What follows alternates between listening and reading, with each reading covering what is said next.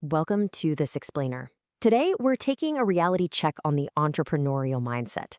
We are stripping away the hype, the glamorous Instagram posts, and those Hollywood training montages to look really closely at what it actually takes to build a venture from the ground up. Okay, let's dive into this because the sheer numbers behind this movement are just incredible. Look at this. 67% of millennials say their goal involves starting their own business, and 53% of Gen Z hopes to do the exact same thing within the next 10 years.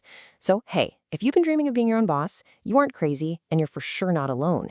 You are literally part of a massive generational wave of future founders. To tackle a topic this huge, we're going to use a quick roadmap to break it all down into 5 manageable chunks. First, the entrepreneurial mindset. 2, hustle and coachability.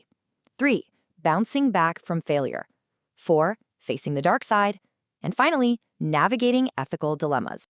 All right, section 1, the entrepreneurial mindset. Before you even think about building a product or registering an LLC, we have to look inward. Researchers use this fancy term called entrepreneurial cognition. Now, I know that sounds super academic, but at its core, it just means thinking on your feet. It's having that cognitive adaptability, a really dynamic, flexible mental model that lets you evaluate a sudden opportunity, pivot immediately when things get uncertain, and make rapid-fire decisions. Out of 42 distinct characteristics often tied to entrepreneurs, a handful are absolutely critical for survival. We're talking about determination, vision, passion, seeking feedback, and calculated risk-taking. And honestly, the best part here, these aren't some magical genetic traits you just have to be born with. No way. They are behavioral skills. They are ways of thinking that you can actively practice and master over time. Section 2, hustle and coachability. This is where the internal mindset shifts, and action is where the rubber finally meets the road. Think of these two concepts like the gas pedal and the brakes of your new venture. Hustle, that is your gas pedal. It's that urgent, kind of unorthodox action you have to take to solve immediate challenges when the rules just aren't clear. But look, going fast means absolutely nothing if you drive off a cliff, right?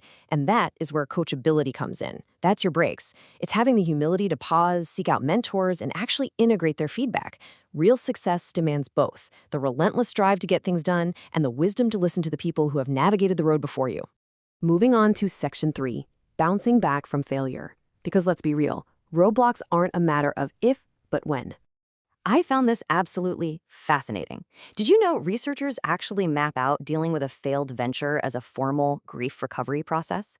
It works through 2 orientations. First, you have loss orientation. This is where you focus entirely on the mistakes to figure out exactly what happened.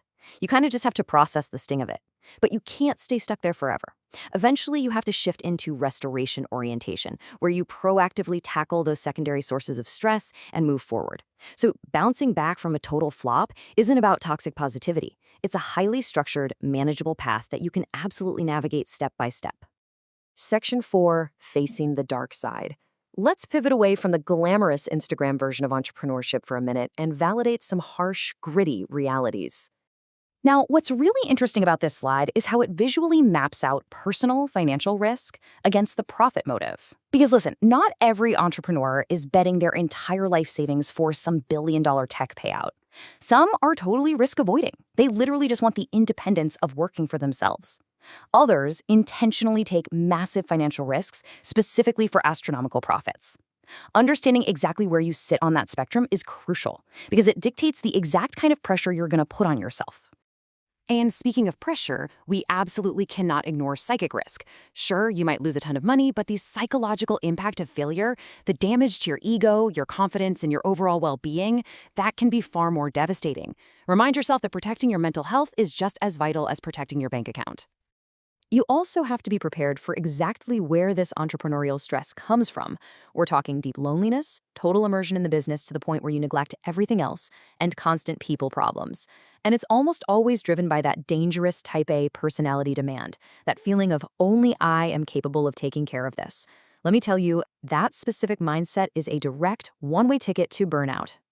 So, how do we fight back? Well, You have to aggressively manage your stress. Network so you aren't isolated, delegate so you don't do it all yourself, and exercise rigorously. But my absolute favorite takeaway here, the total necessity of prioritizing quality sleep.